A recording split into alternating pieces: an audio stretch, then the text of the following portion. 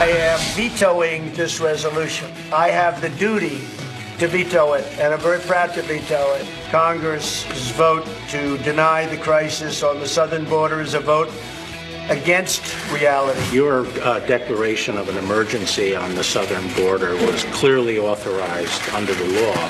He vetoed a bill and did that on national TV to prove to the American people that he is serious about securing our border. The main terror suspect in New Zealand's deadliest attack appears in court. The gunman murders 49 people. Security from the police will continue at mosques. I think it's a small group of people that have very, very serious problems. The media going wild for Beto for president in 2020. I have enjoyed white privilege. Absolutely. Undeniable. What has the man accomplished? What has he done in his career? The Democrats made a terrible decision when they announced that they had turned down Fox News' offer to host. You want to be in the big leagues, but you refuse to ever play an away game? Steal by Williamson. The tippy beginning there. It's not quite March Madness. Tippy tops. We don't want to leave you out of the discussion. discussion. It's fine. You can throw it out with Pete and talk about basketball. You don't love basketball. That's okay. It's okay. But America is about to enter March Madness. The fever pitch. Brackets, you can fill them out tomorrow. We'll probably be talking about it. But it's Saturday morning, 7 a.m. Welcome back. Good to have you. Welcome. Thank you. It was interesting walking over here, by the way. People are already getting ready to party for St. People are already Patrick's Day. drunk? Yeah. St. Patty's Day parade is today. Holiday tomorrow, celebrating a little early. Leave the city as fast as you can. But we have a lot of news breaking overnight. The president issuing the very first veto of his presidency. That's right. The president blocking a congressional measure to rescind his declaration of a national emergency along the southern border. Our own Jillian Turner is live in our nation's capital with the latest on the battle at the border. Jillian, good morning. Good morning, Pete, Rachel, and Ed. It's great to see you guys. Yesterday in the Oval Office, surrounded by angel parents, President Trump insisted he would not allow Republican and Democratic lawmakers to block his national emergency declaration. Take a listen.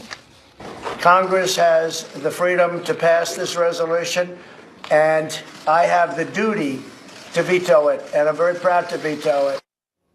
Before the ink was even dry on the first veto of his presidency, the Speaker of the House announcing a date for that override vote, March 26, saying the House and Senate resoundingly rejected the president's lawless power grab. Yet the president has chosen to continue to defy the Constitution, the Congress, and the will of the American people. And Senate Democratic leader Schumer gave the veto a resounding thumbs down. He wrote, "Congress has refused to fund his wall multiple times. Mexico won't pay for it." And a bipartisan majority in both chambers just voted to terminate his fake emergency.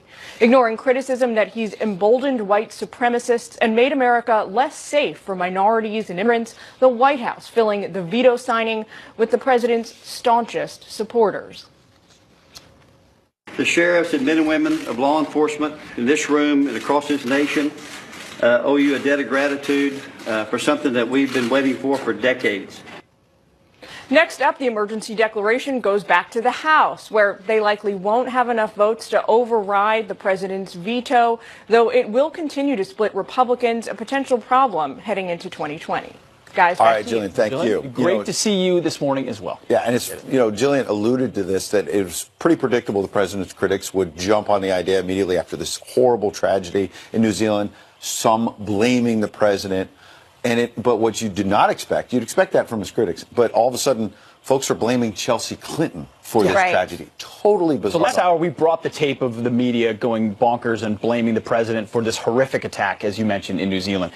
One person that did not expect to get attacked, as you said, Chelsea Clinton. She went to a vigil here at NYU in New York to honor the victims and memorialize them. This is what she was confronted with, a pregnant Chelsea Clinton. Listen. After all that you have done and all this homophobia that you have sowed. I'm so sorry. Well, certainly it was never my intention. I do believe words matter. I believe we have to show We do matter. And this right here is the result of a massacre stoked by people like you and the words that you have put out into the world. And I want you to know that, and I want you to feel that deep inside. The 49 people died because of the rhetoric that you put out there. I don't think. I'm sorry you feel that way mean? What does that mean? It's strange, though, that Chelsea Clinton it's so apologized, infuriating. because let me explain what led to that. What was her sin? She should not be apologizing. Chelsea Clinton, back on February 10th, said about Congresswoman Omar's anti-Semitic comments, quote, co-signed as an American, we should expect all elected officials, regardless of party, and all public figures to not traffic in anti-Semitism. That should not be controversial. You should also not be trafficking in anti-Muslim rhetoric either. Chelsea Clinton seemed to be just saying, look, everyone, knock this nonsense off. And yet this left-wing activist confronts her at a vigil for the victims from New Zealand, happening right here in New York, this wonderful vigil, people coming together and said, it's your fault because you attacked Congresswoman Omar. That's why these Muslims were killed. It's crazy. It's crazy. And you just know that girl that was in the video, you've seen her on campus before. There's lots of social justice warriors like that. And I think the message that they're sending is one, it's an anti-free speech message. I wish Chelsea had not apologized. There was no reason for her to apologize. But of course, she has sort of bought into some of this identity politics. And I guess you live by the sword, you die by the sword. And so she's got to, sort of apologize for having done absolutely nothing but attack, I guess, in their opinion, attack the rock stars of the socialist wing. Well, that is the lunacy of the left. You talk about that, that person, social justice. You've seen her. No, that's Ocasio-Cortez. It is. She is now a congresswoman. Those are the tactics being used against. Listen, they see someone like Chelsea Clinton as the old guard. Hillary Clinton, Joe Biden. That's the old Democrat Party. It was too accepting of modern Might be why someone like Joe Biden's still on the sidelines. Not sure he wants to get into this environment. That is the future of what they're going to face, not just conservatives and Republicans on campus. If you're insufficiently extreme, or you call out anti-Semitism, or you ever... we will shout you down and shut you up. Right, and meanwhile, they're trying to show, quote-unquote, courage, that left-wing activist, after the backlash from left, center, and right for what she did to Chelsea Clinton, takes her Twitter account down, makes it private. Oh, really? Doesn't want to take the heat. Right. Doesn't want to take... So much for courage. What do you think about that? Friends@foxnews.com. Yeah, lots of courage.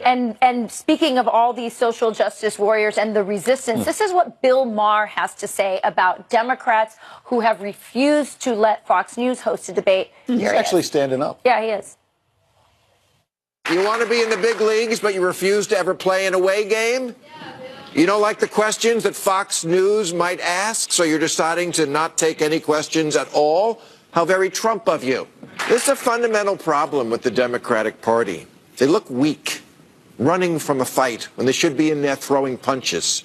Republicans never shy away from coming on this show, and they come with a smile on their face, despite knowing that the only people in the crowd cheering them on are the 3 campaign aides they brought with them. Democrat and Republican said Fox News was their main source of campaign news. You have to get inside the bubble.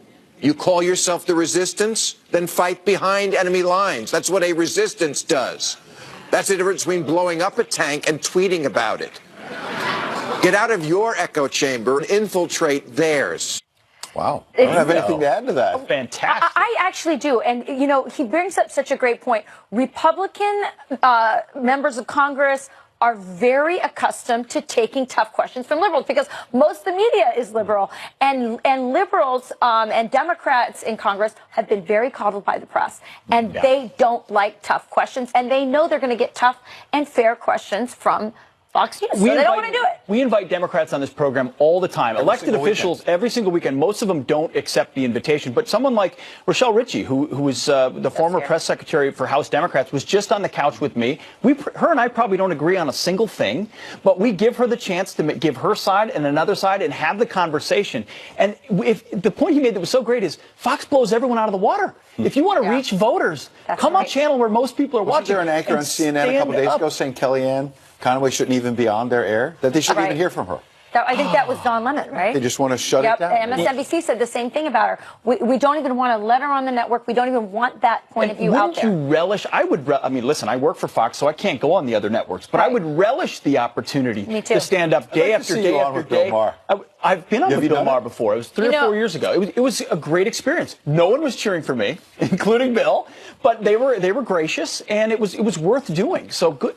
He's usually a liberal loon, but good on. He tells some truths every once in a while that people need to hear, and this is a great one. Yeah, I've been on The View many times, and I loved it. I mean, and by the way, before I stepped on the stage, I always remind myself, nobody in this audience is going to like what I have to say. I'm not speaking to them. I'm speaking to the people out there, and that's okay. Yeah.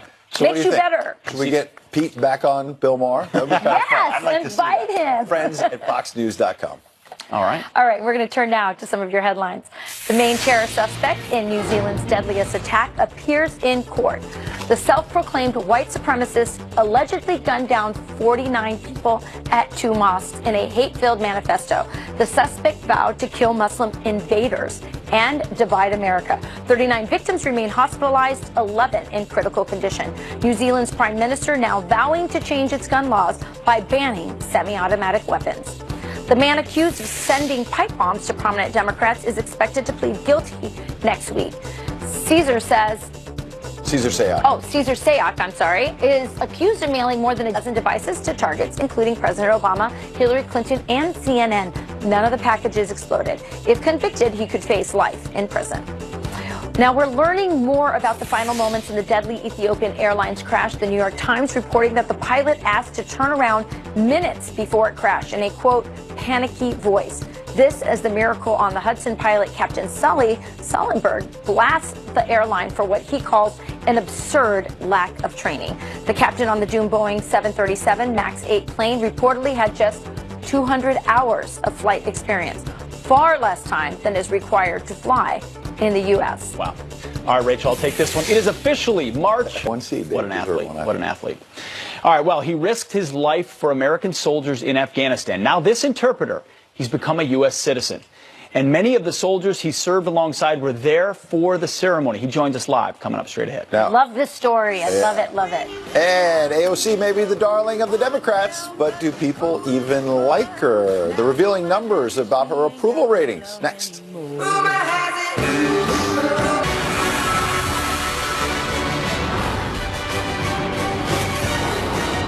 Medicare for All would save the American people. We should be excited about automation because what it could potentially mean is more time educating ourselves, more time creating art. So until you do it, I'm the boss. How about that? That's so good. All right, Democratic Socialist Alexandria Ocasio-Cortez shaking up Washington with her progressive agenda.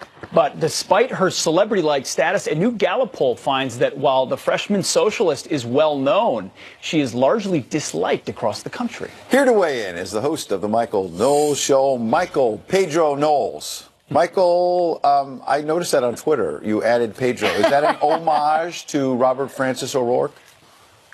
Well, I figure if Robert Francis O'Rourke can play identity politics, then certainly I can too. I'm not yet running in the 2020 Democratic cycle, but just in case, I'd like to go by the door's open.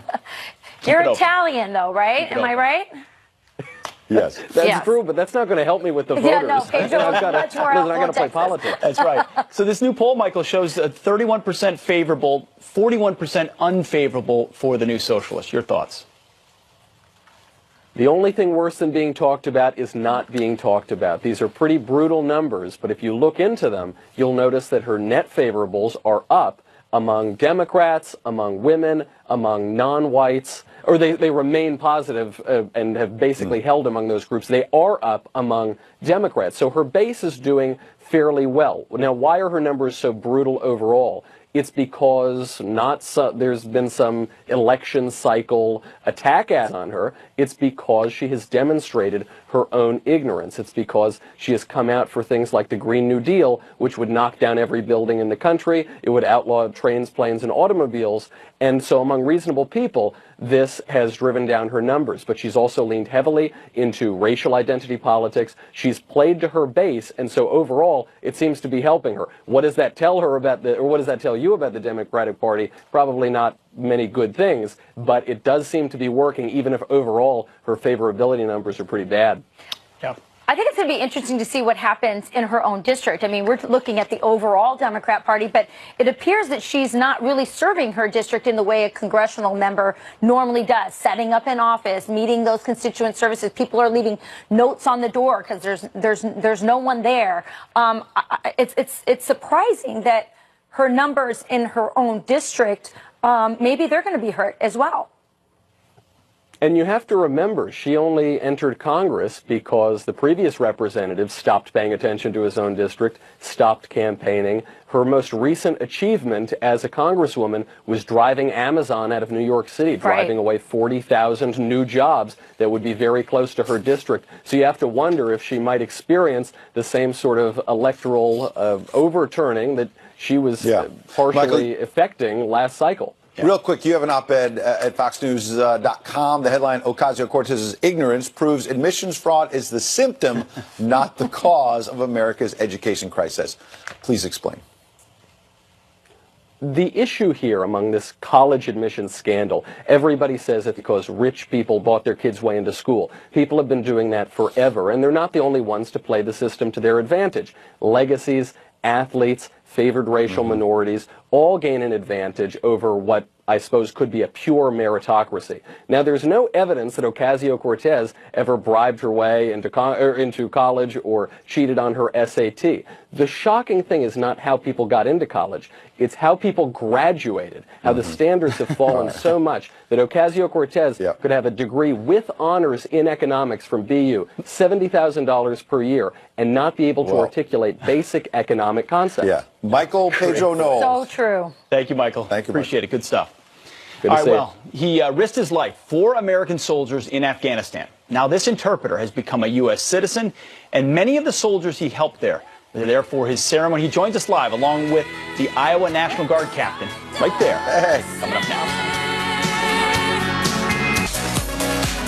Time for your news by the numbers. First, 30,000. That's how many fentanyl pills seized in a drug bust on an Arizona Indian reservation. Serious stuff.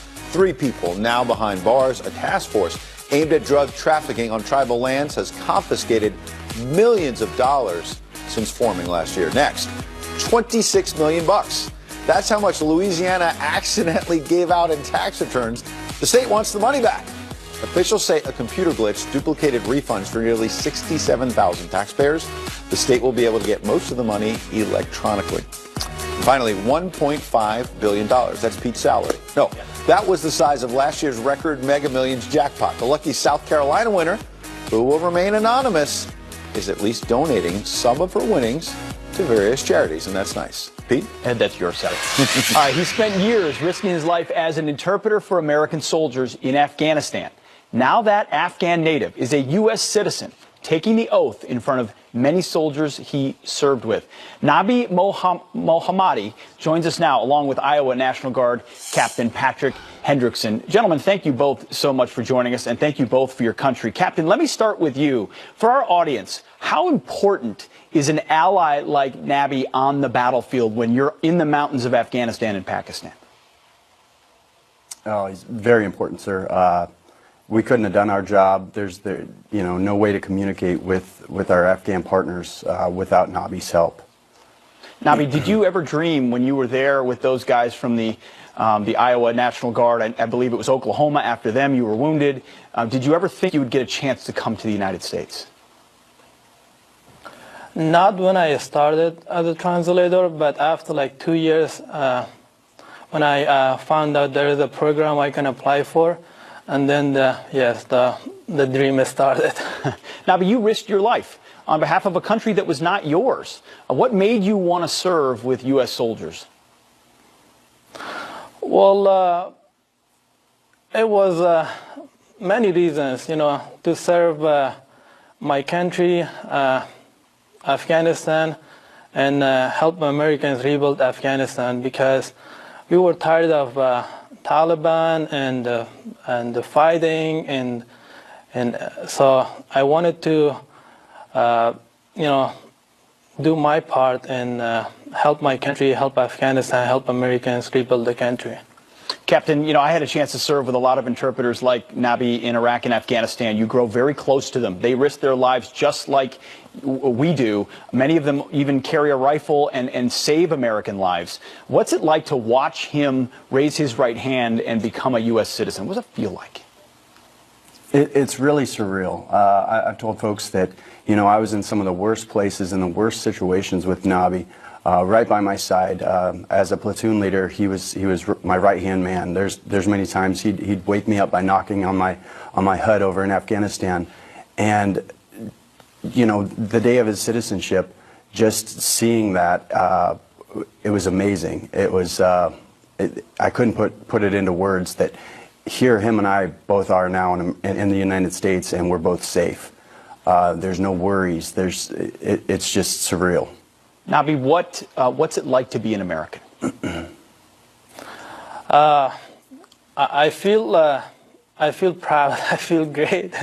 I cannot explain how happy I am and how grateful I am in how proud I am to be an American. And I'm very happy for myself, for my children, for the opportunities we have, and I cannot thank enough the people who helped me, like Captain and my friend Dalton Jacobus and his family, and anyone else who helped me in the process to come to America.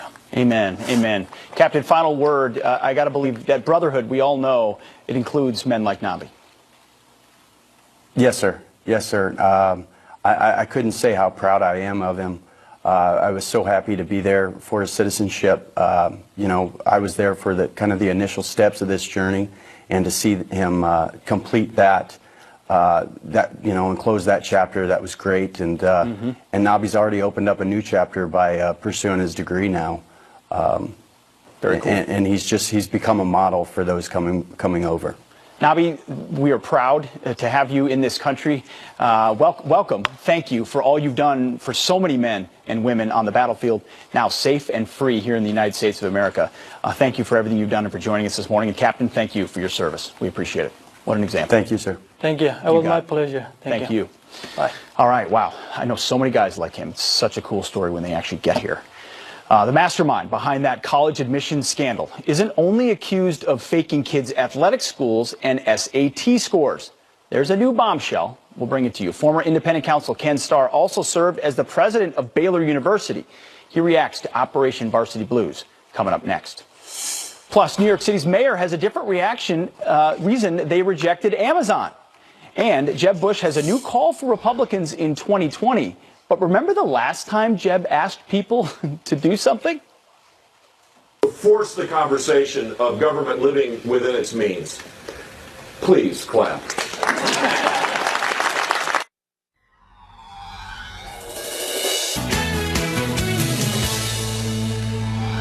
Well, you see Bob Mueller, the special counsel there, the reporters, public waiting, wondering when will his report come out. We keep hearing rumors it's going to be this week, it's going to be next week.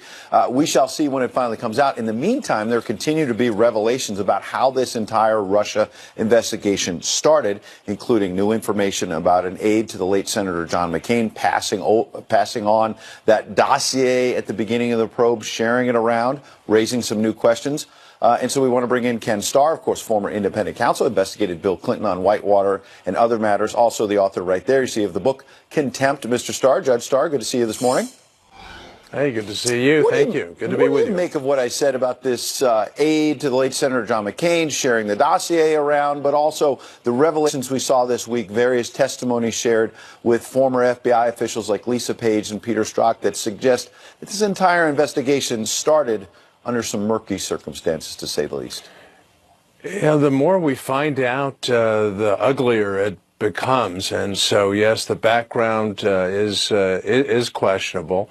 And I think it's important for us to know, look, we need to know the truth. How did all this come to be? So I'm thankful that this news is coming out so we can all evaluate it. The Steele dossier, I think, has been very substantially discredited, and the more we find out, the worse it becomes. I really am disappointed that now Senator McCain, who is a great man, I knew him, I admire him, I think he is an American hero, but I'm very sorry that he got implicated in this in terms of spreading this really nasty stuff around. But he said that he didn't have anything to do with passing on the dossier to the FBI. And yet now we know he did. Deeply disappointing. Well, we'll see. That's what the evidence shows. You know, I'm one who keeps saying, don't rush to judgment, but that's what the evidence tends to show. And I'm just saying, I'm very, very saddened by this. Look, John McCain was an American hero who did so much for the country, but this is unfortunately a very dark stain. Yeah, not just the FBI, but to BuzzFeed and members of the media getting it out there. Now, the president, you talk about the murky waters of the Mueller investigation. Well, the president slammed it in a series of tweets yesterday, saying this. He said, so if there was knowingly and acknowledged to be zero crime when the special counsel was appointed, and if the appointment was made based on the fake dossier paid for by Crooked Hillary, and now disgraced Andrew McCabe, and all stated no crime, then the special counsel. It goes on to say... Basically never should have been named. Never should have been named, exactly. So your reaction to the president laying out some pretty clear terms here. Right. Well, I understand the president's frustration when we look back at the origins of this, how questionable it is, very bad judgment being used. Bad judgment at best by some of the senior people in the FBI. It really was a very sad chapter for the FBI. A lot of those people are gone. Perhaps more should be gone because the FBI is a great organization. But we are where we are. And the investigation was launched, and the president has it in his power to fire anyone in the chain of command. Remember what happened to the Saturday Night Massacre and Richard Nixon. So I don't blame the president for being so frustrated by this, but let's just bring this process to an end. We have a new attorney general of absolute total integrity. So let's let the process finish up, which is what appears to be happening. Judge, you were the president and the chancellor of Baylor College, or Baylor University, I should say. And so this cheating scandal has come up.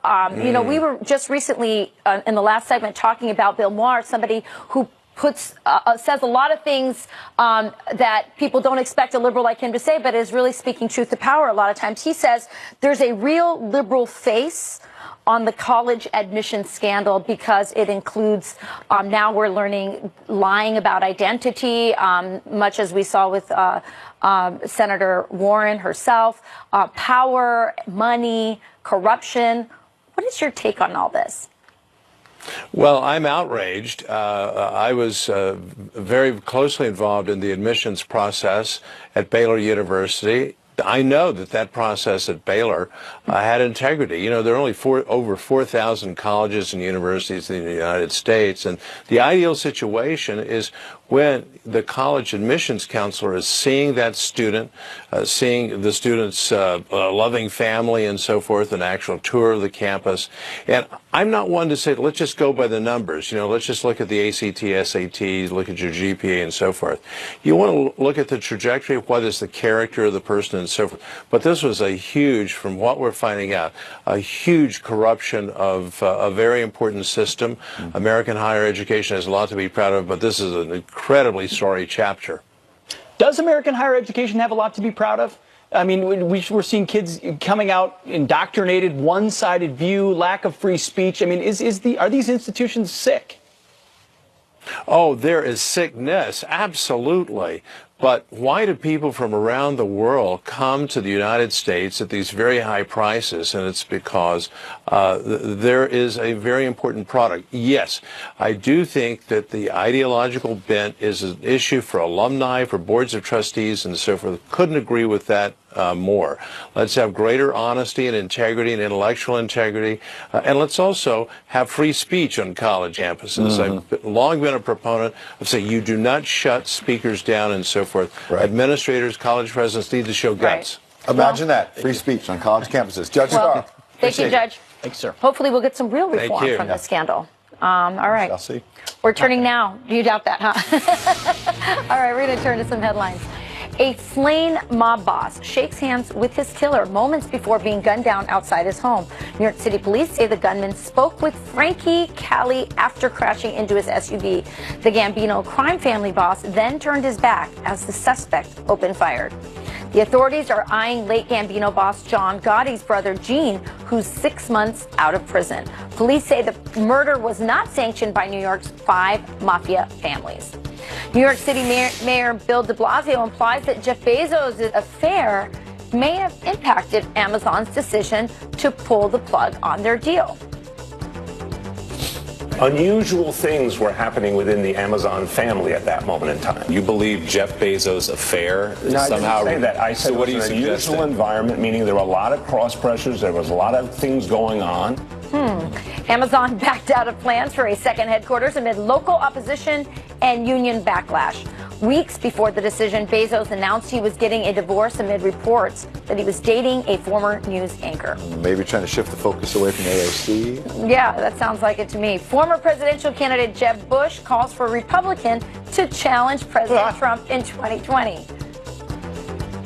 I think someone should run, just because Republicans ought to be given a choice to beat a sitting president. But to have a conversation about what it is to be a conservative, I think it's important. And our country needs to have competing ideologies that people, that are dynamic, that focus on the world we're in and the world we're moving towards, rather than revert back to a nostalgic time.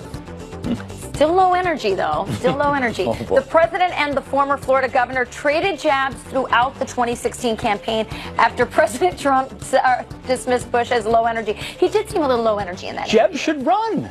Yeah. Run again. Really? You're going to back him? Yes. If he says somebody should run, he's representing conservatism. He's the man. More on that later. Go Last for week it. he was endorsing Elizabeth New campaign Warren. manager. Run.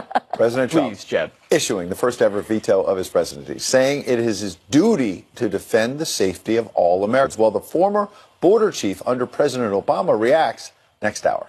And as the 2020 field of Democrats and possibly Jeb Bush continues to grow, the candidates are taking their message on the road. But what do the voters think? We've got brand new dials coming up next. We said that guaranteeing health care to all is a right, not a privilege. Oh, and they said too radical, too radical. And we're back with some extreme weather. Historic flooding forcing states of emergencies all across the Midwest. Urgent rescues underway from Nebraska to Rachel's home of Wisconsin. The swollen Missouri River is compromising a dam and threatening a nuclear plant shutdown. More than 10 million people remain under flood warnings. Rick Reichmuth joins us with the latest. Rick. Yeah, that the nuclear plant, if the water rises 2 feet more, they'll have to take it offline. It's at 42.5 feet. If it gets to 45 feet, that's when they'll do that. Take a look at the map, show you what's going on. We've had such incredible snow. In fact, almost all of the northern plains had record snowfall this year.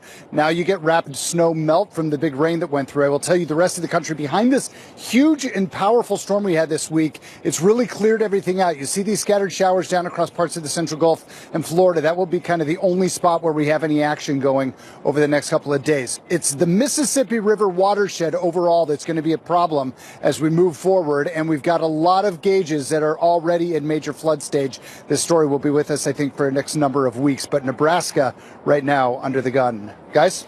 All right. Thanks, Rick. Thank you, Rick. Appreciate it. All right, well, 2020 presidential hopefuls out in full swing, bringing their message straight to the people.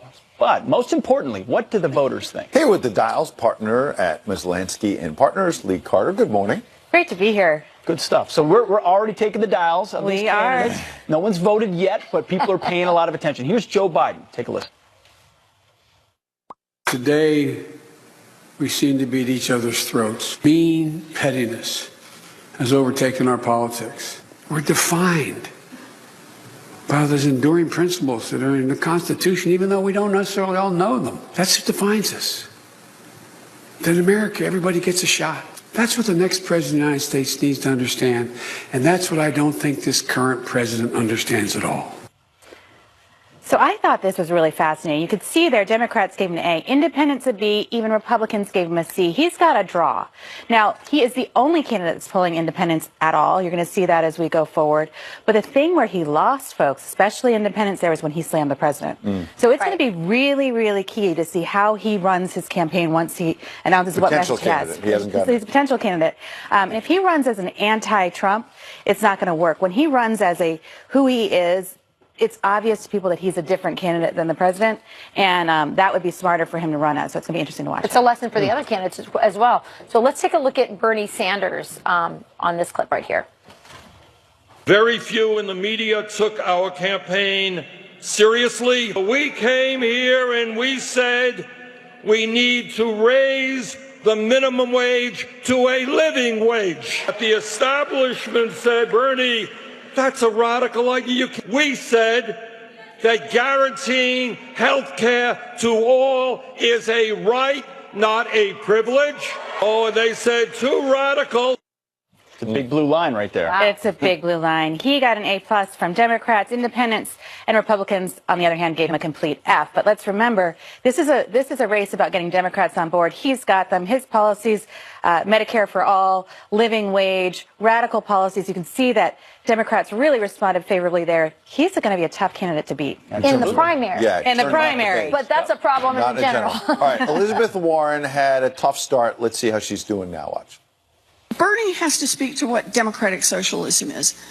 But you are not one. And I am not. All I can tell you is what I believe, and that is there's an enormous amount to be gained from markets, that markets create opportunities.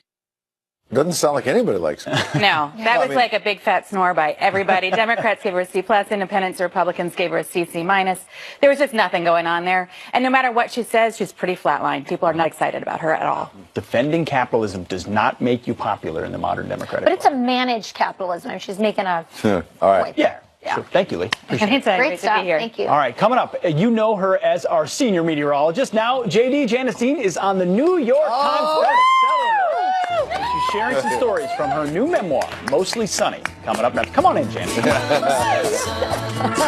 And he's right. The boss is here. Yes. She brings the sunshine. Don't tell Rick Breaknew that. Janestein here live in the flesh on the weekend. Thank you so much for being here. Are you kidding? And congrats on your awesome New York Times bestselling book. Mostly Sunny, making the New York Times bestsellers list. Listen, I'm a kid from Canada, from Ottawa, Ontario, Canada, and to see your name on the New York Times bestseller list, I don't think I've really woken up from it, to be honest with you. It's quite amazing. So the book has been so well received, and the tweets and the messages from people. This is the kind of book that I wanted when I was going through some pretty dark times 15 years ago when I was diagnosed with multiple sclerosis. There wasn't a lot of optimistic books out there with people who have been diagnosed with MS. So I kind of wrote this as a love letter to myself and people who are going through challenging times. You know, one of the things I love about is your honesty in the book. It's really incredible. And you talk a lot about the unique challenges of being a woman in this industry. Based on your experiences and what you're saying in the book, what is your advice to young women looking to get into this industry, specifically with that sort of superficial side of Be yourself, be yourself, be yourself. Yes. You know, that's, I think, our greatest selling point. And people can tell on television if you're real or not. Yeah. And I think, you know, in the old days of the anchor man, anchor woman, where you read the teleprompter, you know, people want to feel a connection. Totally. And, you know, when I go outside and I meet the folks when I'm doing the weather, that's all me. That's what I've been wanting to do since I was 6 years old. So you got a quick story about your husband. So the story about my husband is a wonderful love story, and I always say I must have done something good in my youth or childhood to deserve him. It was a blind date, and I will read you an excerpt from Mostly Sunny. Right. Leanne and I met for dinner. We ordered drinks, and right away, bypassing many details of her honeymoon in Hawaii, she began to tell me about the New York City firemen she and Tony, her husband, had met on their hike. She also may have mentioned how she is a great matchmaker. I was single, he was single, and more importantly, I didn't know anyone in New York. He might be a good person to get to know, even if it wasn't a romantic connection. But wouldn't it be great if you did fall in love? What a story to tell your kids someday. Leanne might have said with a twinkle in her eye. Wow. So they met on their honeymoon in Hawaii. And Sean was doing a lifelong dream of surfing in Hawaii. This was after 9/11. He lost a lot of men that day. So he was out in Hawaii, and he met my friends Leanne and Tony. I had just moved to New York. I was in a job I really hated. And I was like, I don't need this right now. I don't like New York. I don't want to be here. But maybe she said, you should. You took the Mostly Sunny out? I took the Mostly Sunny. And the rest is history. Ready for St. Pat's Day? I am in green. Perfect. Good luck with the book. Thank you. Thank you for having me. Mostly Sunny. Go get your Check copy. it out. More Fox and Friends coming up in just a minute.